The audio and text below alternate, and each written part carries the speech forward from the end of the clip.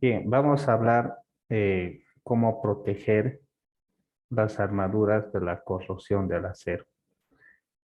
Eh, ¿Cuál es el gran problema que puede tener la corrosión? No es de que pueda afectar de alguna forma en la adherencia entre el hormigón y el acero, sino que el principal problema parece de la corrosión del acero es de que las secciones de acero pueden perder área. Si es que vemos el acero desde su sección transversal, no como barra, sino su sección transversal, es circular, la corrosión ocasiona un desgaste y las secciones de acero pueden hacerse más vulnerables. El objetivo del acero dentro del concreto, ¿cuál es? ¿Por qué razón se coloca acero en el concreto? ¿Cuál es la razón?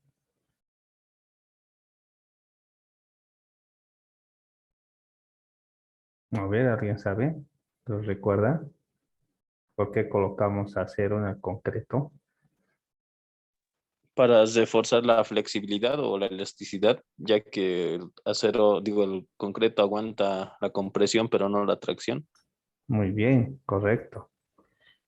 Entonces, añadimos esa propiedad de darle mayor resistencia a la tracción del acero. Entonces, el acero es importante. Entonces, cuando el acero trabaja dentro del hormigón, este se estira, ¿sí? Se estira. Pero si es que está corroída su sección, entonces al momento de estirarse se puede romper como este lapicero y ya pierde su propiedad elástica. Entonces, para que eso no ocurra, el acero tiene que estar sano, ¿ya? Bueno, al principio cuando colocamos el acero, no está tan corroído, o quizás muy poco, pero este podría empezar a corroerse a medida que pase el tiempo. Eh, Cuando no se tiene un buen recubrimiento o cuando existen cangrejeras, oquedades u otras imperfecciones durante el vaciado, el acero podría quedar expuesto o el acero o el hormigón podría presentar fisuras que pueden permitir el paso del agua con otros compuestos químicos al acero. Y a medida que pasa el tiempo, los años, meses y demás, hasta décadas incluso, el acero puede terminarse de corroer completamente, ¿sí? El yeso es uno de los principales agentes corroedores, ¿sí? Lo corroe rápidamente. El salitre también. Y después de algunos años o varios años, el acero puede perder su sección transversal y romperse rápidamente cuando se vea sometido el elemento de hormigón a flexión o atracción. Entonces, para evitar eso, se tiene que colocar recubrimiento. Ustedes en las obras, cuando han ido a ver cómo colocan recubrimiento, cómo aseguran el recubrimiento en las vigas y en las columnas, qué es lo que se hace, o en las fundaciones, ¿no? En las zapatas o fundaciones, cómo se coloca ese recubrimiento.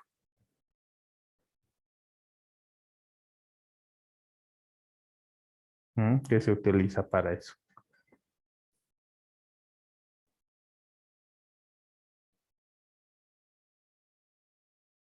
A ver, ¿qué dirían ustedes?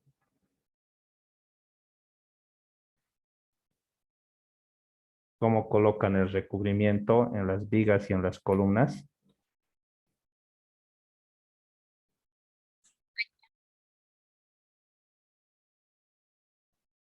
¿Cómo se coloca ese recubrimiento? Hay unos elementitos de concreto que se fabrican, cuadraditos, ¿cómo se llaman? Dados, Inge. No, pero es por ahí, con alambrito más, ¿no? Sí, así es. Jóvenes, no estamos en el kinder. ¿Cómo se llaman esos elementitos? Galletas Inge. Las galletas, ¿sí? Entonces, esas galletas aseguran de que el acero pueda tener cierta separación con el encofrado, ¿sí? Esas galletas están entre el fierro y la madera y mantienen al fierro con suficiente alejamiento de la madera, ¿sí? A veces en las construcciones, muchos ya no ni siquiera colocan estas cosas, directamente le ponen el fierro y con la vibración, la puesta en obra, el fierro se mueve y a veces queda expuesto. Entonces eso puede dar lugar a que el fierro se empiece a corroer, ¿sí? Por ejemplo, en las obras de hormigón armado, el recubrimiento para lo que son vigas, columnas, suele ser entre 2 o 1 pulgada a 3 centímetros, ¿sí? 1 pulgada, 2 centímetros o hasta 3, ¿no? Se le puede colocar. Pero en cambio, en las zapatas o las fundaciones que van a estar en contacto con el suelo y enterradas, eh, ese recubrimiento puede ser hasta de 5 centímetros, ¿sí? 5 centímetros. Y eso con el objetivo de que la humedad y demás cosas no pueda ingresar al fierro, porque el suelo ya está con mayor contenido de no solo de humedad, sino también de esas sustancias químicas que pueden hacer daño al hormigón. Y bueno, eso puede causar un gran problema, ¿sí?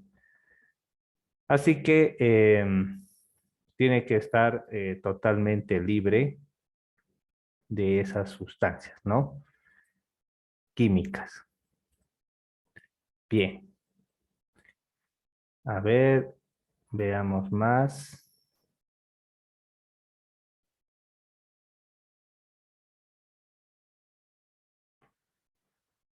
Aquí están algunos recubrimientos, ¿no?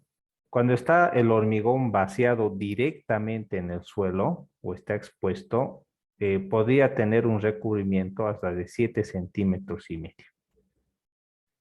Cuando hay barras de 20 milímetros o más, 5 centímetros, barras de 16 milímetros, 4, y cuando son losas, muros, pues no es tan necesario el recubrimiento.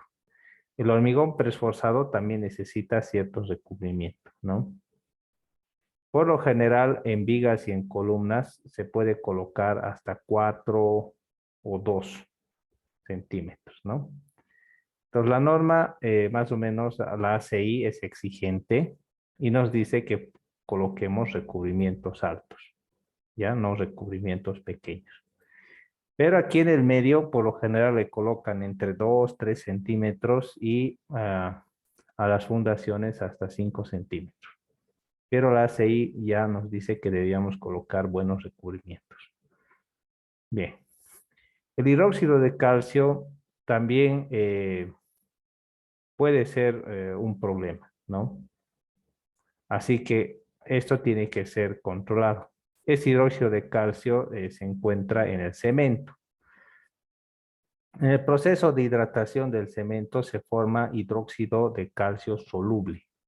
Este material es disuelto con facilidad en el agua que no contenga cal y que contenga dióxido de carbono disuelto.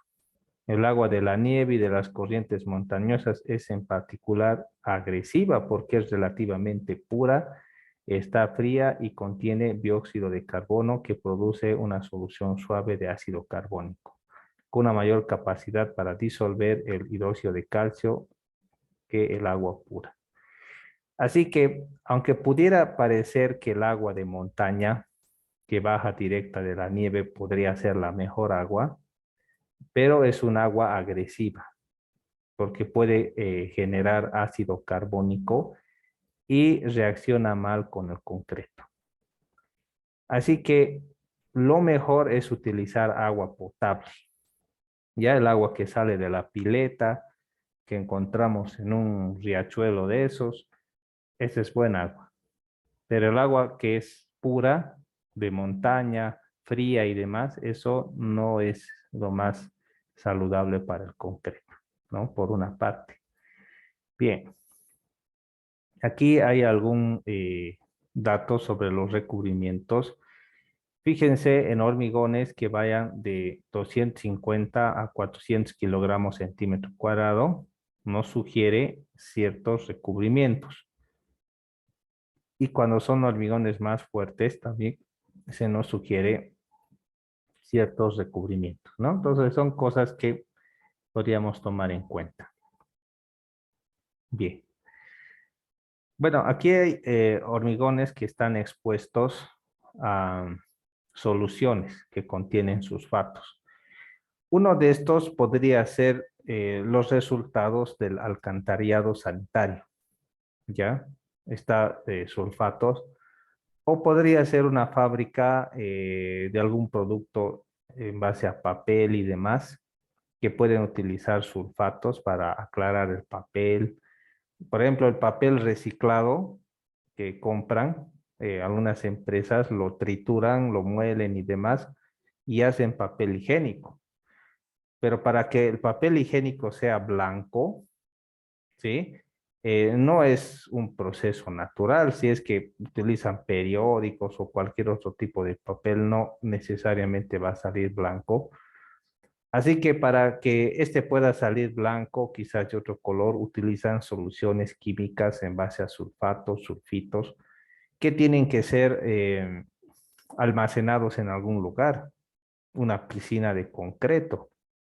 Entonces ahí puede estar la piscina de concreto llena de sulfatos y ahí se introduce la materia prima del papel que lo emblanquece, pero esa piscina de concreto tiene que el concreto ser lo suficientemente fuerte como para resistir ese sulfato u otro tipo de sustancias agresivas, ¿sí? Entonces, cuando está sometido de forma muy grave, ¿sí? Por ejemplo, 2% en solución de agua de este sulfato, se tiene más de 10.000 partes por millón del sulfato, la relación de agua-cemento tiene que ser baja, ¿no? 0,45, un hormigón seco, y tener una resistencia a la compresión de por lo menos 31 megapascales, arriba de 300 kilogramos centímetro cuadrado. Pero si es algo más suave, por lo menos 280 kilogramos centímetro cuadrado y podría ser un poquito más maleable. 0,50 es una mezcla bastante moldeable, ¿no? 0,45 es más seco, ¿no? Así que la calidad del hormigón también lo hace resistente a químicos, ¿ya? No solamente a la compresión y a la abrasión, sino también a agentes químicos que de alguna forma podrían empezar a dañar el concreto. Bien, vamos a ver más. A ver. Ups, se ha perdido. Aquí está. Bien. Aquí hay otro tipo de exposición. Eh, Cuando el hormigón está expuesto a congelación y deshielo en humedad o a químicos dañinos, ¿ya? Puede presentarse esa figura, ¿no? La humedad y los químicos, ¿ya? Entonces, eh, el congelamiento también es importante. Hay lugares como en el altiplano donde es muy fácil que las cosas se congelen. Hasta el agua potable en las tuberías se congelan, revientan cañerías y demás. Quizás alguno de ustedes ha visto eso. Así que el hormigón también le podría pasar lo mismo. Entonces, para evitar de que algo así pueda suceder, la relación de agua-cemento tendría que ser 0,45, o sea, poca cantidad de agua, y tendría que ser un hormigón más fuerte, 31, ¿sí? Para un hormigón de baja permeabilidad, como para una piscina, es suficiente una relación de agua de cemento 0,5 y un FC de 280 kilogramos centímetros cuadrados. Para protección del refuerzo contra corrosión, el hormigón expuesto a cloruros químicos dañinos como sal, agua salada, agua de mar, salpicadura de estas fuentes y demás. El hormigón podría tener hasta una relación de 0,4, ser bastante seco, ¿no? Fuerte. Y por lo menos una resistencia a la compresión de 350 kilogramos centímetro cuadrado. O sea que el hormigón tiene que ser muy denso. Mientras más denso sea el hormigón, podríamos decir que es más impermeable. Y si tiene una mayor cantidad o es rico en cemento, entonces también hace frente a los efectos contrarios de agentes agresivos. Porque hay hormigones que se utilizan, que están expuestos al agua de mar. Están los puentes y otro tipo de hormigones que tienen que tener estas características para que puedan ser resistentes. ¿Sí? Bien. Vamos a ver el efecto de diversas sustancias sobre el hormigón y qué cosas se podrían hacer, ¿no? Entre algunos tratamientos superficiales que podríamos hacer, podríamos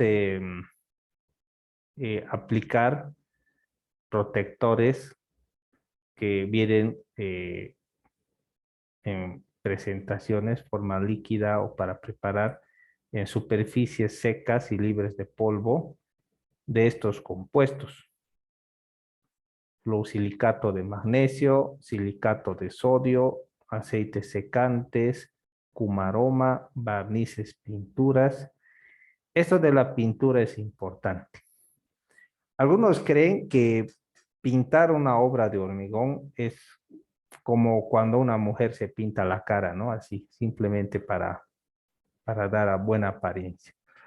Pero la pintura es un aspecto importante eh, que ayuda al hormigón a protegerse del medio ambiente, ¿ya? Entonces, no es simplemente algo para maquillar, ¿no? O para que se vea bonito, no, sino que también la pintura protege. Por eso, una vez que se pinta una obra, por decir un tanque elevado que está completamente expuesto al sol y demás, con el tiempo tiene que volverse a pintar y volverse a pintar las veces que haga falta, ¿no? Entonces ya se ve que se está descascarando la pintura, hay que volver a pintar, porque la pintura es como una membrana que protege al hormigón del medio ambiente, sella el hormigón, evita que ingrese agua junto con otras sustancias que podrían afectar la durabilidad del hormigón, ¿sí? Ahora, si es que este estuviera expuesto a agentes muy agresivos, hay pinturas también bituminosas o de alquitrán de hulla o brea incluso, que son especiales y pueden dar una mejor protección. Hay esmaltes, mastique, también hay ladrillo o azulejo vidriados, vidrio, ya que puede pegarse al hormigón, plomo, ¿sí? Que pudiera tener alguna función, ¿no? Láminas de resina, en fin. Entonces, son añadiduras que se pueden colocar al hormigón una vez que éste se encuentre vaciado. Ahora, ¿qué cosas podrían, qué efecto podrían tener las sustancias en el hormigón? Aquí hay algunos ejemplos de algunas sustancias que podrían dañar el hormigón de diferentes formas. Por ejemplo, sustancias acéticas lo desintegran. En su mayor parte, este tipo de sustancias desintegran lentamente el hormigón. Eso quiere decir de que el hormigón con el tiempo se empieza a hacer polvo, como tierra, ¿sí? Pueden hacer ese proceso de forma lenta o podrían hacerlo de forma acelerada, ¿ya? Entonces es un proceso que va en aumento, ¿no? En aumento, en aumento, en aumento, ¿no? Así que se tienen que realizar ciertos tratamientos superficiales para evitar. Las sales como el salitre, ya también lo llegan a desintegrar. Lo desintegran y producen efectos que no son buenos, ¿no? Bien, entonces con eso hemos visto ya el capítulo 9 de algunas propiedades de puesta en obra. Ahora vamos a ver algunas otras propiedades que tiene el hormigón.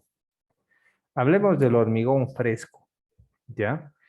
El hormigón fresco es importante verlo. Se puede ver ya su color, se puede observar cómo empieza a fraguar, se puede oler también el hormigón y bueno, se pueden hacer muchas cosas y cuando uno conoce el hormigón y sabe interpretar sus señales, eh, puede deducir su estado de salud, por decirlo así, si es bueno o es malo. Hay algunas personas que el hormigón vaciado lo agarran y empiezan a desmenuzarlo con las manos, ¿no? El hormigón fresco, lo huelen, ¿no? Y de esa forma ven la cantidad de cemento o cómo está hecho, ¿no? Si tiene muchos, cómo es su granometría y demás. Entonces eso les ayuda a poder ver su calidad.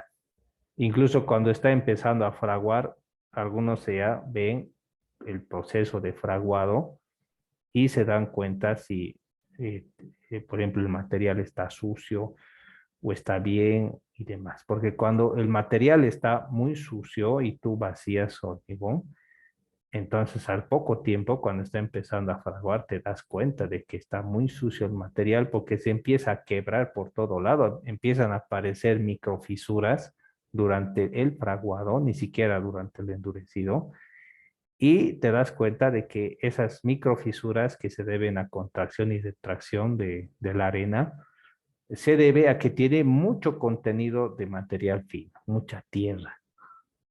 Entonces uno se da cuenta de eso.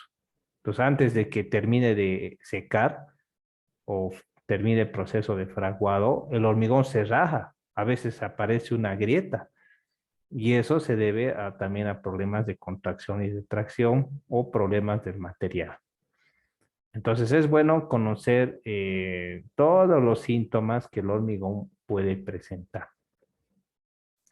Hablemos acerca de la exudación y contracción por fraguado.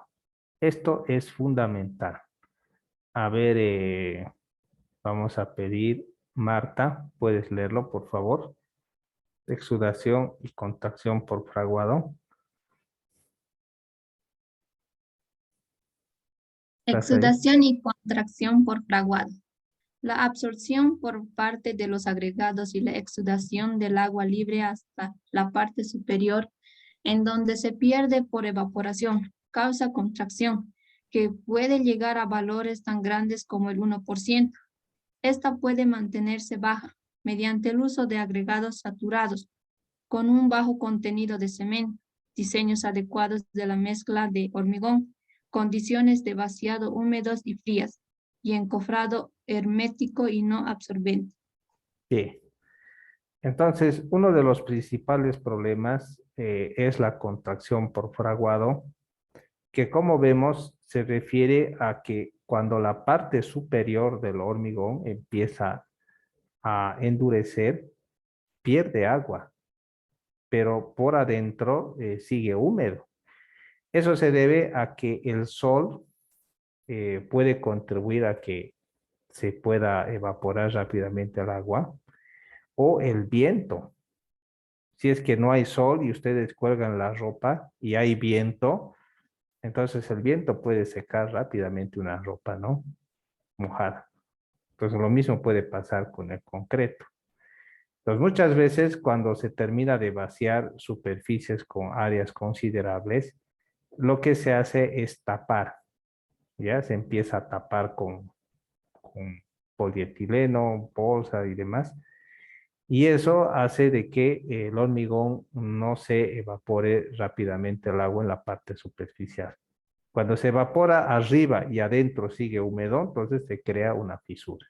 ¿Ya? Puede ser una microfisura o una fisura más grande. Lo peor es una grieta, ¿no? Bien, hablemos acerca de la condición plástica. A ver, Ruth, ¿puedes leerlo? Contracción plástica, por favor. Sí, está bien, ¿se escucha? Sí, adelante. La contracción y agrietamiento plásticos ocurren en la superficie del hormigón fresco al poco tiempo de haber sido vaciado y mientras todavía está plástico. Suelen intervenir las condiciones atmosféricas cambiantes que incrementan la relación de evaporación desde la superficie. La causa principal de este tipo de contracción es el secado rápido del hormigón en la superficie. Se obtienen los índices más altos de evaporación cuando la humedad relativa del aire es baja, cuando las temperaturas del hormigón y del aire son elevadas, cuando la temperatura del hormigón es mayor que la del aire. Y otro índice sería, está soplando un viento fuerte sobre la superficie del hormigón. Gracias, Ruth, ¿no? Entonces, la contracción y agrietamiento plásticos, ahí está, sobre la superficie del hormigón. Y eso puede pasar, dice, al poco tiempo de que el hormigón ha sido vaciado, o sea, mientras todavía está moldeado, pues moldeable, puede aparecer pequeñas fisuras, ¿sí? Y eso se debe también a un problema de evaporación, ¿sí? Bueno, en primer lugar, hace mucho calor, ¿ya? Hace mucho calor, el sol está muy fuerte, puede atacar eso. O también el hormigón está muy caliente. ¿Cómo puede estar caliente el hormigón? Sencillamente el agregado y la arena han estado castigados mucho tiempo por el sol fuerte y están calientes y así caliente se lo mete a la mezcla. Y bueno, cuando el hormigón empieza a reaccionar el cemento, pues elevan su temperatura, ¿no? Y también cuando sopla el viento. Eso puede producir este problema de la contracción plástica.